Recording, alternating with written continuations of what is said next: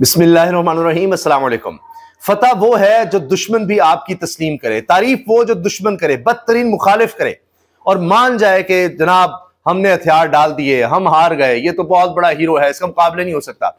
बल्कि जिनके साथ आप जुड़े उनको तो हीरो की फहरिस्त में भी नहीं ला रहे, सिर्फ एक शख्स को करार दे रहे हैं पाकिस्तान की तारीख का हीरो एक ही है। कौन शख्स ये बात कह रहा है, किसके बारे में कह रहा है, इसी हवाले से हम बात करेंगे। लेकिन पहले जरा सुनिए, सीनियर सहाफी अनवर हुसैन सुमरा ने एक बात कही है और इसकी तायद भी बहुत से लोग कर रहे हैं और इस पर अपने कमेंट्स भी दे रहे हैं। वज़ीर आला मरीम नवाज ने अशराफिया के 5000 खानदानों को, अशराफिया के, कोई आम नहीं, मुतवस्सित तबका नहीं और सिर्फ अमूरा नहीं, अशराफिया के 5000 खानदानों को ईद गिफ्ट भिजवाए, जबकि ऐवान वज़ीर आला में तैनात अफसरान को 2 बुनियादी तनख्वाह के बराबर ईदी भी दी गई। यह है गुड गवर्नेंस और ईद की खुशियां अपनों के संग। ये जनाब अनवर हुसैन सुमरा ने बात कही है और इस पर लोग कह रहे हैं जनाब इस खानदान का काम ही है। फवाद चौधरी ने भी इस पर ट्वीट किया है, उस पर भी आएंगे। मगर पहले सुनिए मियां नवाज शरीफ साहब के बड़े करीबी साथी, जिनको उन्होंने निगरान वज़ीर आला भी लगाया, पीसीबी का 2 दफा चेयरमैन लगाया, इनके साथ तस्वीर हैं, हत्ता कि इनकी अहलिया सियासत में हैं, इलेक्शन लड़ती हैं असम्बली का और नून लीग के साथ होती हैं। अब वो शख्स क्या कह रहा है, नजम सेठी, जिनके अपने इदारे भी हैं, साफ्ती इदारे भी हैं और ये कोई ढकी छुपी बात नहीं है, इनसे ज्यादा करीब तरीन कौन शख्स होगा शरीफ खानदान के, उनकी पर्सनल बातें जानते हैं, मगर वो नाम ही नहीं ले रहे शरीफ खानदान का, मियां नवाज शरीफ का। हीरो पाकिस्तान की तारीख में सिर्फ एक शख्स को करार दे रहे हैं और कई हवालों से करार दे रहे हैं। उन्हीं की बात सुन लीजिए और फिर आप अंदाजा लगाइए कि ये तो एक ईदी है, कैदी के लिए भी, कैदियों को तो ईदी दी जाती है ना जी, वहां पहुंचाई जाती है, तो इससे बड़ी क्या बात है कि मुखालिफ भी अब कह रहे हैं कि भाई बस हो गई। खान साहब इज ए हीरो। अभी तक भुट्टो साहब भी हीरो नहीं थे, कभी भी मोहतरमा भी हीरोइन नहीं थी, एक छोटे से वक्त के लिए वो हीरोइन बनी थी, अब मगर रही नहीं हीरोइन, वो 2 दफा निकाली गई थी। पहली दफा जब वापस आई थी तो हीरोइन थी। इमरान खान तो हीरोइक स्टेटस है उनका, वर्ल्ड कप। इमरान खान का तो हीरोइक स्टेटस है, वरना भुट्टो साहब भी हीरो नहीं रहे। यानी नवाज शरीफ की तो बात ही नहीं हो रही ना, उनका तो नाम ही नहीं लिया गया, ना जरदारी का, ना बिलावल का, ना शहबाज का, ना मरियम का। हीरो के लेवल पर कह रहे हैं। थोड़ी देर के लिए मोहतरमा बेनजीर भुट्टो बनी थी, वो भी जब वापस आई थी, 80 की दिहाई की बात है, जब ज़ालिया का दौर था, सिर्फ थोड़ी देर के लिए। इमरान खान का तो हीरोइक स्टेटस है, फिर कई हवालों से है, वो हवाले भी बता रहे हैं नजम सेठी साहब। जो अस्पताल बनाया उन्होंने, हीरोइक, लोगों ने पैसे दिए। सो इमरान का एक एडिशनल डायमेंशन है इस हीरोइक। सो मैं समझता हूं कि इन 3 वजह से Imran is still very popular. यानी हॉस्पिटल बनाया, वो हीरोइक काम है, हीरो ही कर सकता है, नाकाबिल यकीन, यानी अनबिलीवेबल कोई काम कर जाना। वर्ल्ड कप जीता, उस लिहाज से वो हीरो, और हीरोइक काम उसने जिंदगी में किए हैं, यानी नाकाबिल यकीन ऐसी अचीवमेंट्स जो पाकिस्तान की तारीख में और कोई नहीं कर सका। फिर सियासत में आके जिस तरह वज़ीर आज़म ने, तो कह रहे 3 हवालों से वो हीरोइक काम कर चुका है, जो हीरो ही कर सकते हैं, जो बड़े लोग कर जाते हैं। तो कह रहे हैं इसलिए कोई मुकाबला ही नहीं उसका। Amongst 3 generations, वो जनरेशन जो मियां साहब से 1 दफा नहीं 2 दफा फारिग हो चुकी, वो जनरेशन जो पीपल्स पार्टी से 1 दफा नहीं 2 दफा फारिग हो चुकी, और अब ये तीसरी जनरेशन है जो कि नहीं केस इनको वोट डालती नहीं, they want change and for them Imran. कह रहे हैं कि 3 जनरेशंस हैं, 3 जनरेशंस जो इसके आगे इमरान खान हीरो है, और ये जो शरीफ खानदान है इनसे 2 दफा फारिग हो चुकी, इनको वोट किया और उसके बाद इनसे तंग आ चुके हैं। ये तीसरी है जिन्होंने इनको वोट नहीं भी दिया, फिर भी इनके ऊपर मुसल्लत कर दिए गए, ये भी समझते हैं कि ये तो इनके लिए फारिग हैं। पीपल्स पार्टी भी 2 दफा उनके इक़्तिदार में लाया गया, नून लीग को भी लाया गया, अब तीसरी बार तो जबरदस्ती लाया गया, अब तो वोट भी नहीं दिया। तो 3 जनरेशंस, पाकिस्तान की 3 नस्लें थक चुकी हैं इनसे, और वो 3 जनरेशंस जो हैं वो अगर किसी को हीरो मानती हैं तो वो इमरान खान है। यानी पहले एक जनरेशन का वो बतौर क्रिकेटर हीरो, फिर एक और जनरेशन का बतौर फिलैंथ्रोपिस्ट जो उसने हॉस्पिटल बनाया, फिर एक तीसरी जनरेशन का कि वो जिस तरह से प्राइम मिनिस्टर बना। तो इन तीनों जनरेशन के लिए वो हीरो भी है और इन 3 नस्लों के लिए दूसरी पार्टियां जो हैं वो जीरो भी हैं। So I think Imran fulfills all 3 categories. और फिर मैं वो ये कहूँगा कि उनको इमरान एक नेशनलिस्ट नजर आता है, ये नेशनलिज्म का जमाना है, उनको एक नेशनलिस्ट नजर आता है। जब वो खड़ा होकर और अमेरिका के खिलाफ बात कर देता है या किसी और के खिलाफ, बैरूनी मुल्क के खिलाफ बात करता है, तो लोगों को पसंद आती है बात। जब वो नरेंद्र मोदी को गालियां देता है तो लोगों को पसंद आती है बात। तो ही जब वो खड़ा होकर डट जाता है अमेरिका के, लोगों को पसंद आती है, नेशनलिस्ट का दौर है, वो जब मोदी को गालियां देता है लोगों को पसंद आती हैं। जो नेशनलिज्म है वो भी लोगों को पसंद आती है। हालांकि वो एक सियासत है, कभी वो नेशनलिज्म बन जाती है, कभी वो रिवर्स में चली जाती है, मगर लोग वही चीज याद रखते हैं जो कि उनको पसंद आती है। तो I think for all these reasons ये अक्रॉस 3 जनरेशंस इमरान खान साहब is now the most popular, इसमें कोई शक ही नहीं। मगर अब बात यह है कि डिलीवरी भी तो होनी चाहिए ना, इसीलिए कुछ लोग ये कहते हैं कि इमरान खान साहब की 4 साल की हुकूमत में हमें कुछ भी नहीं मिला, ना पाया, ना कुछ मिला ही कुछ नहीं। अगर उनकी हुकूमत चलने देते, 1 साल और रह गया था तो फिर शायद ये जो रोमांस है इमरान खान का ये खत्म होता, मगर क्योंकि उनको निकाल दिया गया तो जो है ना फैक्टर, अगर इमरान खान की हुकूमत 1 साल और चलने देते तो शायद वो रोमांस खत्म हो जाता, शायद। लेकिन अब तो वो हीरो बन चुके हैं और उनके साथ एक और चीज आ गई है और वह है हमदर्दी, कि जी इसको किस तरह निकाला गया, क्या इसके साथ किया गया, ऊपर से जो लोग मुसल्लत किए गए हैं। इस तरह से इमरान खान की हमदर्दी का और ज्यादा फिनोमेना बनता चला जा रहा है, उसका हीरोइज्म इंक्रीज हो रहा है हर दिन। जितना वक्त वो जेल में गुजारा है, हर आने वाला दिन उसको और बड़ा हीरो बना रहा है, एक वो देव की सी शक्ल इख्तियार करा है। तो और कोई हल नहीं। नजम सेठी साहब ने हथियार डाल दिए, कहते हैं वाहिद आलिया है कि आज नहीं तो कल कभी ना कभी उसको इख्तिदार देना पड़ेगा। इसकी अब ये जो हीरोइक एक पर्सनैलिटी बन चुकी है, वो देव बनता चला जा रहा है। इसका इसके अलावा कोई हल नहीं है। जितना अरसा उसको अंदर रखेंगे वो उतना ताकतवर, उतना बड़ा होता चला जाएगा।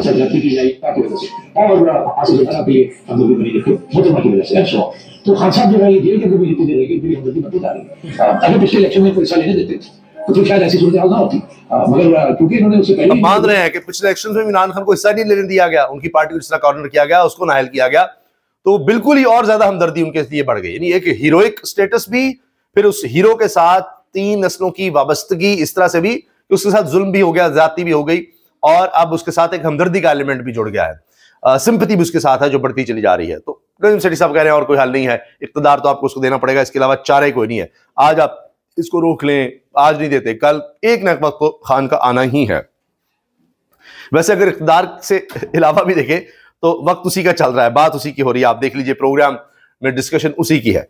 यानी यहां तो नवाज शरीफ, शहबाज शरीफ, मैंने आपको बताया, वो तो डिस्कशन में नहीं आ रहे, और नजम सेठी के नहीं आ रहे, तो मुझे बता दीजिए बाकी क्या बात बचती है।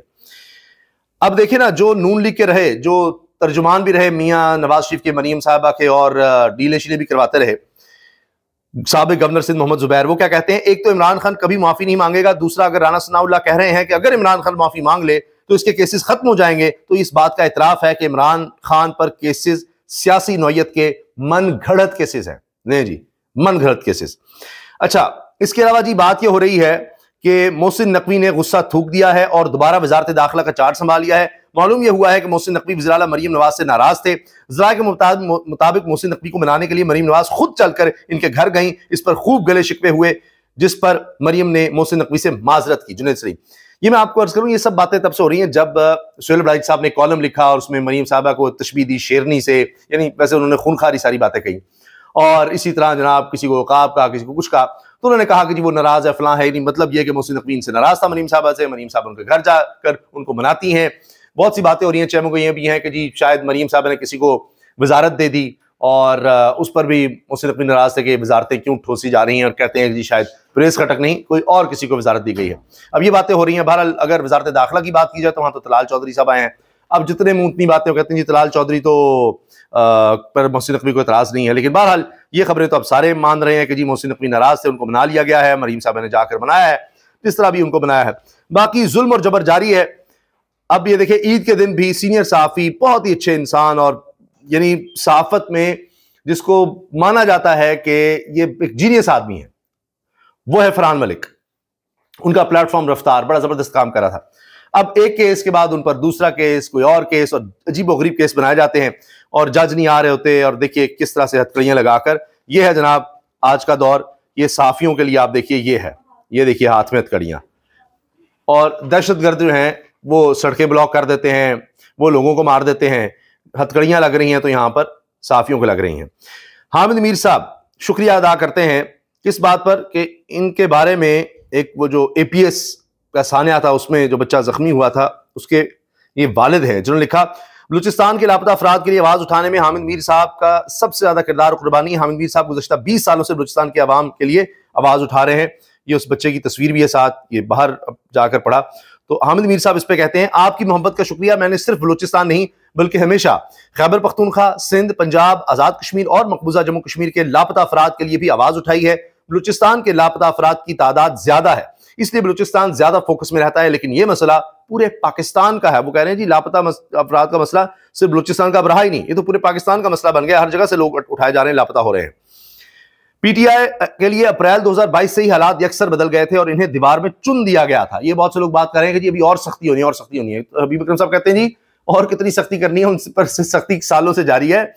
इस वक्त बलूचिस्तान और खैबर पख्तूनख्वा के हालात खराब हैं, सिंध में बेचैनी है, पंजाब में घुटन मौजूद है। तो इससे ज्यादा खराब हालात और क्या हो सकते हैं? भाई तो पहले ही अंदर हैं और कितना दबाएंगे और कितना उसको अंदर जेल के डालेंगे, पहले ही उसको काल कोठरी में रखा हुआ है। लखपास के करीब अख्तर मेंगल और इनके साथियों ने सड़क पर ईद की नमाज अदा की और ईद का दिन भी सड़क पर गुजारा। इनका मुतालबा है कि गिरफ्तार बलोच औरतों और बुजुर्गों को रिहा किया जाए। रियासती इदारों के टाउट अख्तर मेंगल को मुसलसल गद्दार करार दे रहे हैं। क्या ईद के इस इज्तिमा में भी सब गद्दार हैं? ये जी ईद का इज्तिमा हामिद मीर साहब ने शेयर किया है और ये सही बोल रहा है, इसकी बात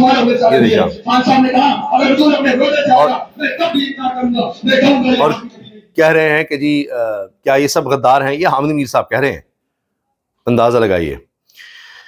फवाद हुसैन लिखते हैं पाकिस्तान के हुक्मरान टैक्स के पैसे को अब्बू जी का माल समझते हैं और ये सबसे बड़ा अलमिया है। जिस तरह सरकारी खजाने से वही तोहफे दिए गए हैं, तनख्वाहें डबल डबल दी गई हैं। मरीम साहिबा पर तनकीद की गई है जी।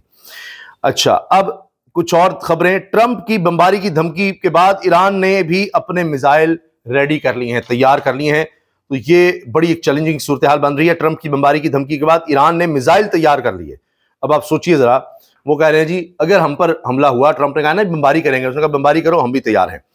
यास्मीन राशिद जेल में कैदियों और अमले का इलाज करने लगी। देखिए ये खातून मसीहाई का किरदार अदा करते नहीं, सारी उम्र 75 साल लगभग इनकी उम्र है, कैंसर इनको हो चुका, जेल में है, बीमार भी हुई है, लेकिन नहीं इनको जमानत मिल रही।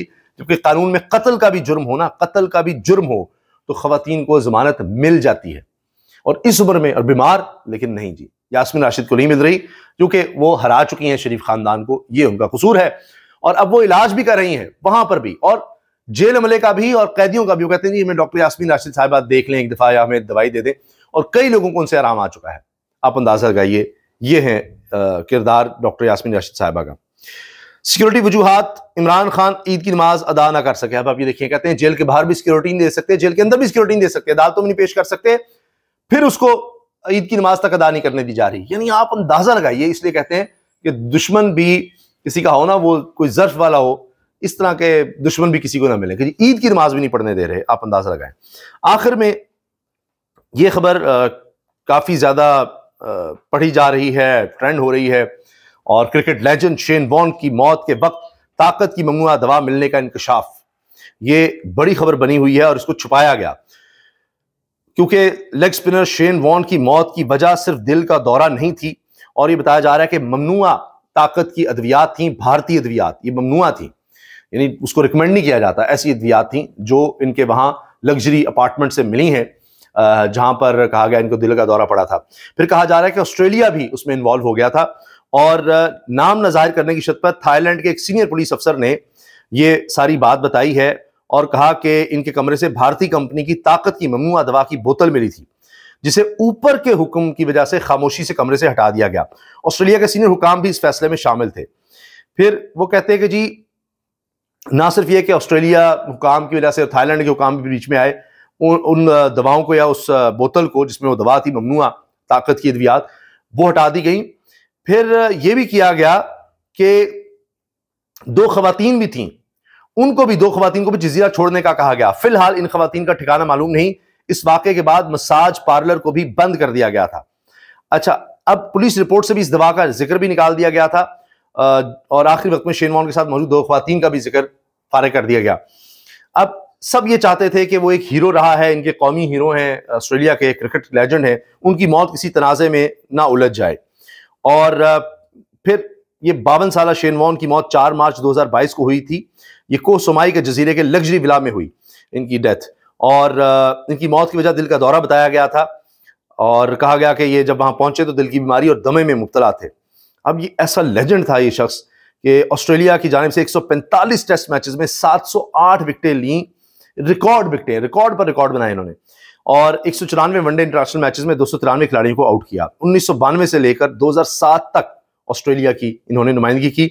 दुनिया क्रिकेट की तारीख के जो सबसे बड़े लेजेंड्स माने जाते हैं, उनमें शेन वॉर्न है, सबसे बड़े क्रिकेटर्स में आते हैं, ऑस्ट्रेलिया के बड़े क्रिकेटर्स में आते हैं, और लेग स्पिन में सबसे बड़ा नाम कहे जाते हैं शेन वॉर्न। और उनके वाले से ये खबर आई और ज़ाहिर है क्रिकेट शायकीन इसको बहुत ज़्यादा पढ़ रहे हैं और ये फिर इस तरह से ट्रेंडिंग में आई। इजाज़त दीजिए, अल्लाह हाफ़िज़।